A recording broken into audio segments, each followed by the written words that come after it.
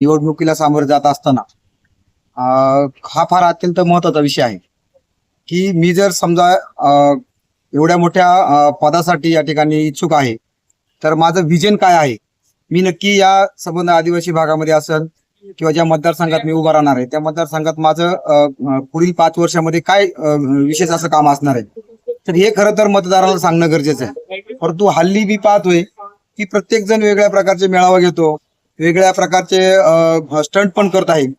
मग कुठं पिशे वाटल्या जातात, कुठं डबे वाटले जातात, कुठं बकरं कापून मटणं खाऊ घातले जातात. परंतु असा एकही उमेदवार मला दिसत नाही या तालुक्यामध्ये, आणि विशेषतः या वारो पाडळी गणामध्ये तरी मी सांगतोय की एकही असा उमेदवार आजपर्यंत मला दिसला नाहीये की जो असा समोर पत्रकारांच्या बसलेला आहे आणि सांगतोय की ही 5 कामं माझी पुढील 5 वर्षामध्ये असणार आहेत. याच्यातून ह्या माझ्या मतदारसंघामधील जे काही बांधव आहेत, या मतदारसंघातील बांधवांचं जे काही आयुष्य आहे ते अशा पद्धतीने सुधारणार आहे.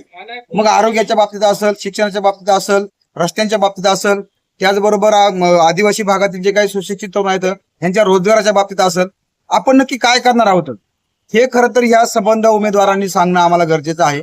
आणि मला असं वाटतंय की अजूनही वेळ गेलेली नाहीये. आपण सगळे पत्रकार बांधव एकदा आव्हान करा या सगळ्या लोकांना की जर आपण एवढे जण सगळे इच्छुक आहात, आज लाखो रुपयांची तुम्ही उधळपट्टी अजून तर इलेक्शन पण जाहीर झालं नाहीये तेव्हा ज्या उमेदवारांनी केलेली आहेत, आणि मग माझ्या मनामध्ये प्रश्न पडतोय की जर लाखो रुपयाची उधळपट्टी ही लोक आचारसंहिता जाहीर होण्याच्या आधीच करतायत, तर मग ही जी काय गुंतवणूक आहे यांचा दृष्टिकोन काय असणार आहे? एका बाजूला तुम्ही लाखो रुपये उधळतायत आणि दुसऱ्या बाजूला तुमचं विजन पण सांगत नाही तुम्ही.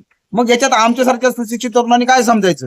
ही गुंतवणूक कशासाठी करताय तुम्ही? मग तर हा माझ्या समोर पडला खरं तर मोठा प्रश्न आहे. आणि मग या उमेदवारांनी यावा असं समोर येऊन सांगावं, तुमचे जाहीरनामा काढावेत आणि त्याच्यामध्ये स्पष्ट सांगावे की बाबा आमचं या भागामध्ये आदिवासी बांधव असतील, बाकी सर्व समाज बांधव असतील, यांच्या विकासासाठी पाण्याच्या बाबतीत असं नियोजन असणार आहे. आज इकडे एवढी मोठी मोठी धरणं येतात, या धरणांचं काय नियोजन असणार आहे? कितीतरी वेळा आपण पाहतोय की आदिवासी भागामध्ये टँकर चालू करावं लागतात यांना, आणि हेच लोक खरं तर आजपर्यंत सत्तेमध्ये होते बरेच जण. मग यांना ह्या गोष्टी खरं तर आतापर्यंत दिसल्या नाहीत. हा एक माझा मूलभूत प्रश्न आहे आणि तो बऱ्याच दिवसापासूनचा प्रश्न आहे. परंतु असू द्या, माझं तेच म्हणणं आहे की तुम्ही जर इच्छुक आहात, तुम्ही जर या ठिकाणी उतरणार आहात, तर तुम्ही तुमचं व्हिजन पहिलं आम्हाला या ठिकाणी येऊन सांगा. तुमचा जाहीरनामा तुम्ही जाहीर करा पहिल्यांदा, आणि मग आम्ही डिसाईड करू. आता यांनी मतदारांना गृहीत धरले की बाबा काय नाही, यांना नाही काय आम्ही सांगितलं तरी ही लोक आहेत आमच्या बरोबर आहेत, आम्हाला मतदान करणारच आहेत वर्षानुवर्ष. तर हे मला काय मान्य नाहीये.